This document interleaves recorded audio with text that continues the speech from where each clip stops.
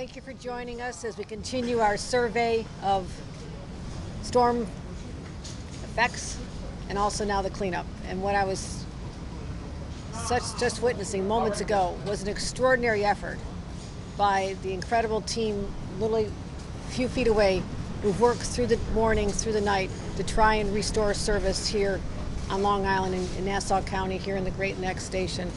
The Port Washington line has been disrupted considerably, and they are working tirelessly to restore the tracks so they're safe once again, and they anticipate in the next few hours they'll be able to make some announcements as to the timing. So that's what we just saw, but I want to thank the incredible leaders who are with me here today. Jan Oliver, first of all, I've been on the job a week. We've already had, there you are. We've had some other shutdowns and disasters, and I feel very confident in his leadership.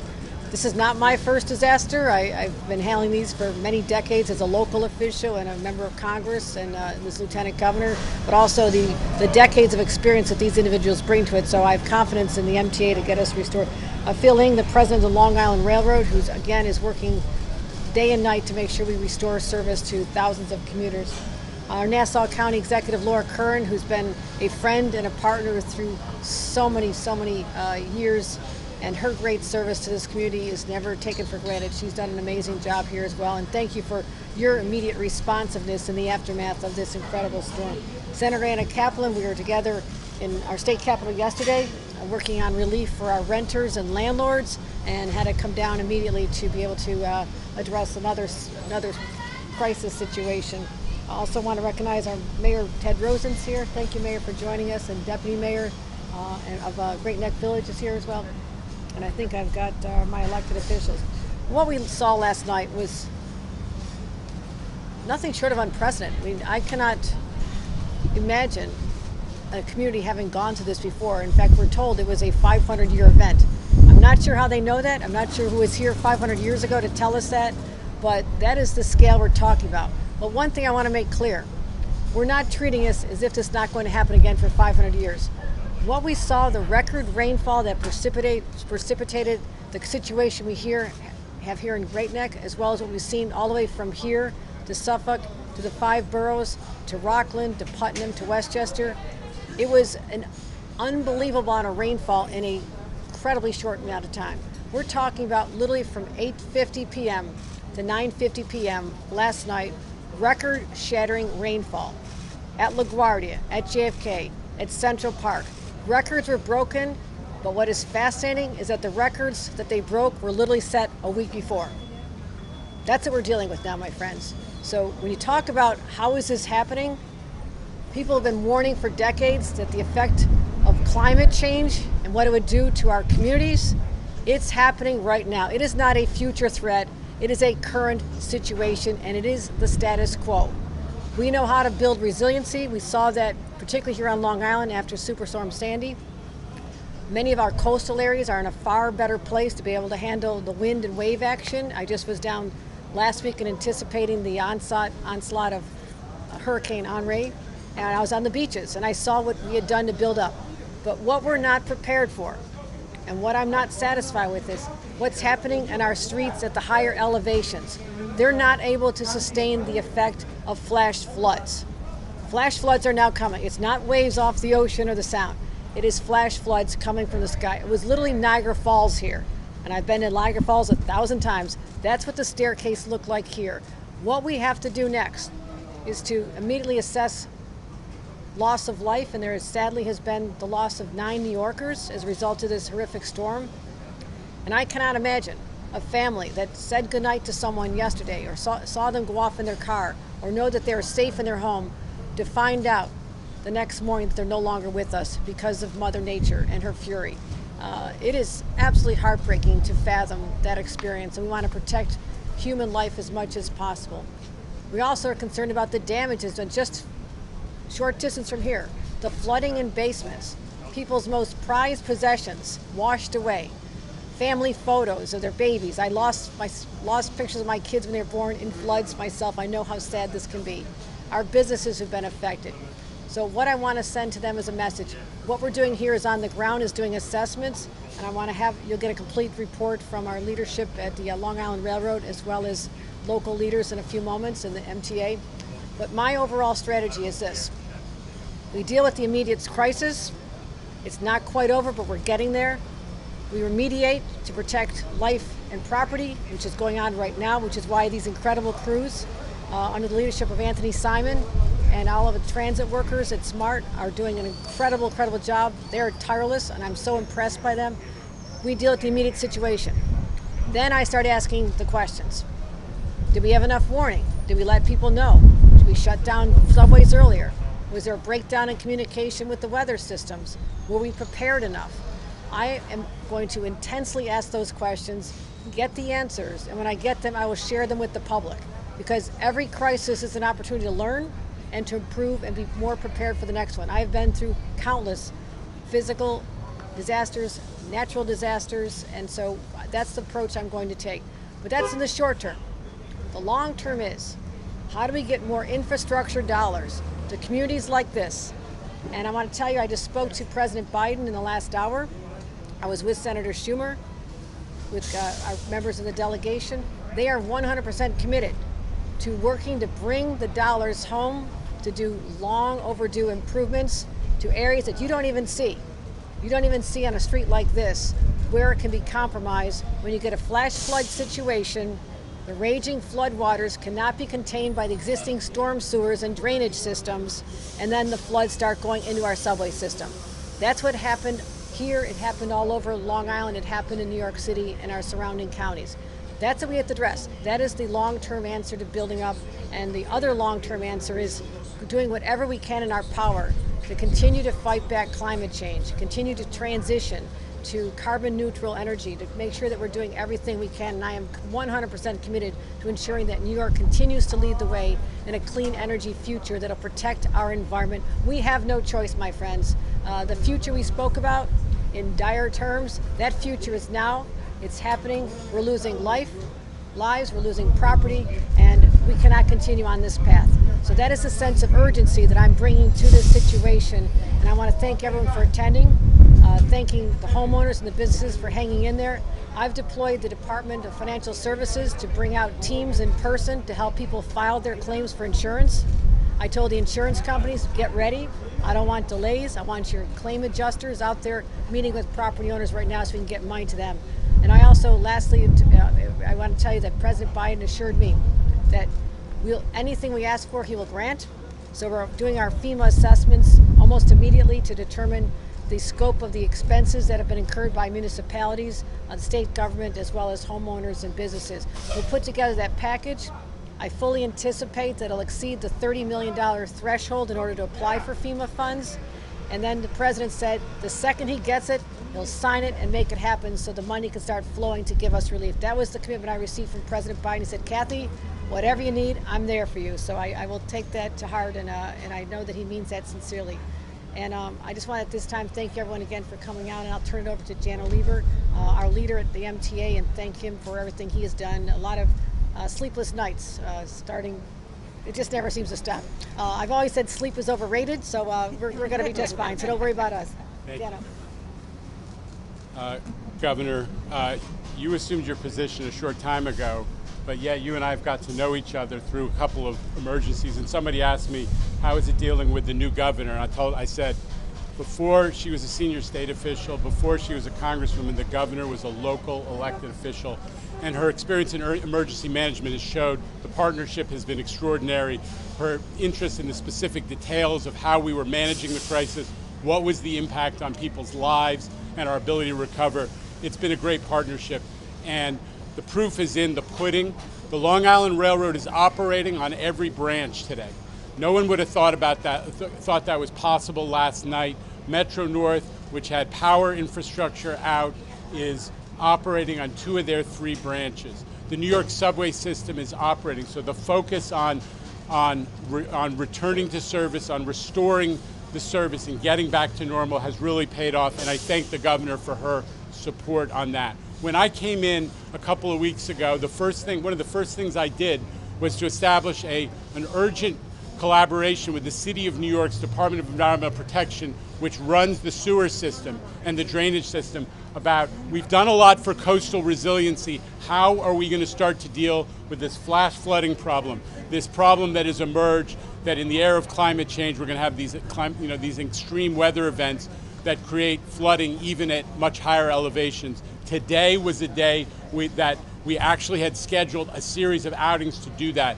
Clearly, it is more urgent than ever that we increase, as the governor has outlined, the ability of our street drainage infrastructure in all communities to accept these kinds of extreme weather events that are going to produce flash flooding. So we're going to do it under the governor's leadership, and we're going to make sure that the MTA, as it is today, is always able to recover quickly, provide service, and to deliver people safely to wherever they need to get. So I thank you, Governor, and it's my pleasure to call on my partner, Phil Eng, the president of the Long Island Railroad. Thank you. Thank you, Jano, and thank you, Governor, for your support, and thank you to all of our prestigious guests here for the support as well throughout. It means a lot to us, it means a lot to the workforce to know that we have that support. The effects of Tropical Storm Ida brought over a short period of time an unprecedented amount of rain across our system, causing flash flooding, fallen trees, power outages, and track damage across the island and the New York metropolitan area. But despite the wrath of Tropical Storm Ida, I'm proud to report that we were able to restart restoring service on Long Island Railroad around 4 a.m. this morning. Working around the clock, we began restoring service on most branches and now have 9 of 11 in full operation. Oyster Bay is limited operation, but it is running single track. And Port Washington, as you can see, the workers are here, and we will have that single track back this afternoon with full service by the morning rush hour on Port Washington. But we made a difficult decision last night, but it was the right decision to suspend service around 12:30 in the morning to ensure the safety of all of our riders and all of our workforce. And it's not a light decision to make to shut down service, but with the visibility at near zero and seeing the devastation that Ida was causing elsewhere, it was the right call. The heroic workforce has been working with determination to make sure the system has been more resilient to mitigate the impacts of Tropical Storm Ida and Mother Nature, that everything that she has to throw at us. And the workforce did what they do best last night. They responded in harrowing conditions to get our system up and running as quickly as possible again. I'm certain because of these efforts, we're able to avoid and limit many impacts that we would have had expected from this type of record rainfall, enabling us to restore service much more quickly. Our crews are still out there working around the clock to bring Port Washington back. As I mentioned, we're targeting the PM rush right here in Great Neck. Debris, you can see it, but they are there, and we'll put new ballast, we'll run test trains, and we'll make sure it's safe to restore service this afternoon. And while trains on the Oyster Bay are running Locust Valley, that's going to be fully restored as well to Oyster Bay. In the meantime, we launched a shuttle from Penn Station to Metz Willits for customers looking to get to the U.S. Open. I'd like to give a special thanks to our Senior Vice President of Operations, Rob Free. Him and his team did an outstanding job in planning, coordinating the response throughout this whole emergency, enabling transportation and engineering to do what they do best. And one last thing, as we stand out here, and we know it looks sunny outside, but there's a lot of cleanup left to do. And right here on Long Island Railroad, but across all of our transportation partners. So I thank those that heeded the governor's calls to stay at home, avoid travel if you can. This gave us all what the time we needed to do work safely and to restore full service. And aside from us, the highways, the bridges, they took on a tremendous amount of water as well. I think the people that are out there see it, the media is covering, and thank you for that because it gets the word out. There are still vulnerable areas out there, so if you don't need to travel, I remind everyone, please don't. And as always, the communication with our riders is important. You could check MTA, the website, or our Long Island Railroad train time for updated status information. And thank you very much. I appreciate everyone's support and patience. Now, County Executive Laura Curran is going to speak. Thank you. Thank you very much, Phil. And thank you, Governor Hochul, for coming to Nassau County and seeing this firsthand. I know that you have a strong background in local government, and that is shining through. We as local officials really appreciate you coming here and seeing what's happened. So Governor Hochul used the word unprecedented, and that's a word that gets bandied about. for just about everything these days, but it's not an exaggeration. Since we started keeping records of rainfall, we had an unprecedented amount of rainfall last night, 3 inches in 1 hour here on the North Shore. So while the sun is shining, the streets are dry, the sky is blue, last night there was a literal waterfall going down into the tracks right behind where we stand right now. But thanks to the great leadership of the MTA and the Long Island Railroad, thanks to the men and women doing the actual work, people are getting where they need to go. Life is going on. It's continuing. You know, we mourn for those just a little to the west of us, people who have lost their lives, our neighbors in New Jersey that experienced terrible devastation. Relatively speaking, we got out okay. Yes, we had flooding. Yes, we had abandoned cars. We had to rescue people from the side of the road submerged in their cars, and flooded basements we're dealing with right now, and some serious damages to property. But by and large, we're going to be fine, and it's thanks to the partnerships that we have with our villages, with the state, with the Long Island Railroad that will get us through this. So we know that these storms will continue to come. I appreciate the emphasis on getting those federal dollars to protect this beautiful island that we're blessed to live on. It is now my pleasure to introduce State Senator Anna Kaplan, who I believe had to struggle to get back from Albany, but she's here right on time, so thank you. Thank you. I'm going to start by saying thank you, Governor Hochul. You're not a stranger to Long Island and to this region. You've always been here. And you standing here with us today means so much to all of us. Thank you for this partnership. I want to thank our President Biden for forging this partnership with you, wanting to hear how he can help us, how he can help you, and how he can help the residents of state of New York. Right now, we need that help. And really a big, big shout out and thank you to our federal representatives, our Senator Schumer, Senator Gillibrand. Senator Schumer is always around and is always fighting for more federal dollars for us. We need the help now. I want to thank all the first responders for everything that they've done in the last 24 hours. Our community says thank you to all of our residents. We're grateful. I'm thankful for MTA, working with Jano, Lieber, and Phil. In the last 3 years, we've seen improvement in Long Island Railroad and a better system for our residents. Our job is not done. We will keep at it. But again, thank you so much. Thank you for coming here and wanting to hear from all of us. Thank you, thank you. Anthony, you want to say anything? Yeah, I'd like to introduce Anthony Simon. It's his men and women who are out there endangering their own lives, making sure that we can get safely where we need to go. And I want to thank him for his friendship over the years, but also just making so much happen. They're the ones who are going to be able to restore this power, this service that we all need. So, Anthony Simon. Oops. Thank you, Governor. First, let me echo what everybody's saying. Governor, it was a breath of fresh air to see you here today. You've always been here. I've known you for so long. The phone is always open. You don't shy away from trouble. You step in and you take it by the bull by the horns and you get the job done. We appreciate the support that you've shown us since the day I met you, whether it's through a storm or through bad times or good times. Our men and women are going to make a commitment like we've always made the commitment to all of you, to the community, to the governor, to the MTA. Anything you throw at us, we are going to handle.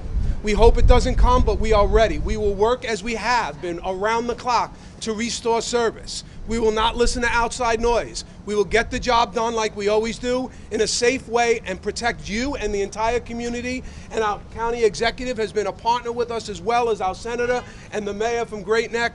We won't stop. I give you my word as the leader of the largest organization on Long Island Railroad. I will be out here with them, making sure they are safe so that you are safe. So, Governor, thank you.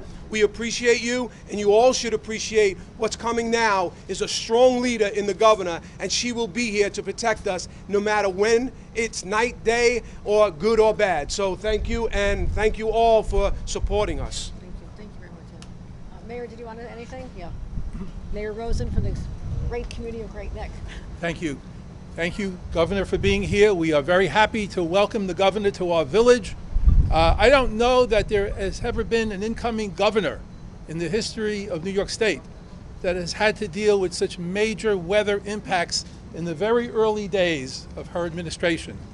And we are very pleased in the way she's done that. She's assumed leadership. decisive, strong leadership, and we thank you for that. This was a terrible storm, there's no doubt about it. And we mourn, as the county executive and the governor said, we mourn the loss of those whose lives were lost. And we are thankful for our first responders. We particularly have to thank the MTA and the Long Island Railroad and the workers who are on the tracks right now. If you could see the pictures from last night, this really was Niagara Falls. And service, I'm told, will be restored shortly. And that's really due to the hard work and dedication of the workers of the Long Island Railroad, and we are very thankful for that. Here in Great Neck Plaza, we had a tough time. Luckily, it was not as bad as it could have been, but because of the flooding, we did sustain floods in a number of our buildings, including the village garage, the bottom level of the village hall, one of our municipal garages.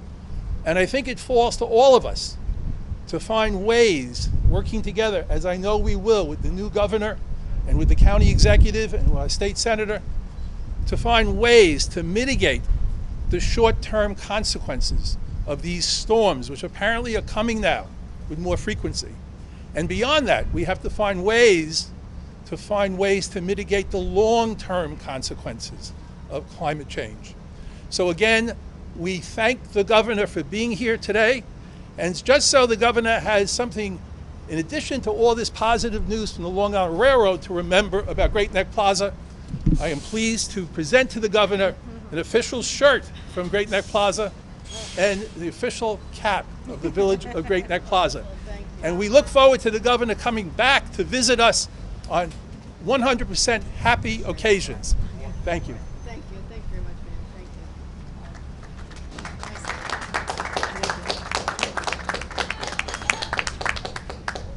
I like your hat better than mine. I'm going to switch that out.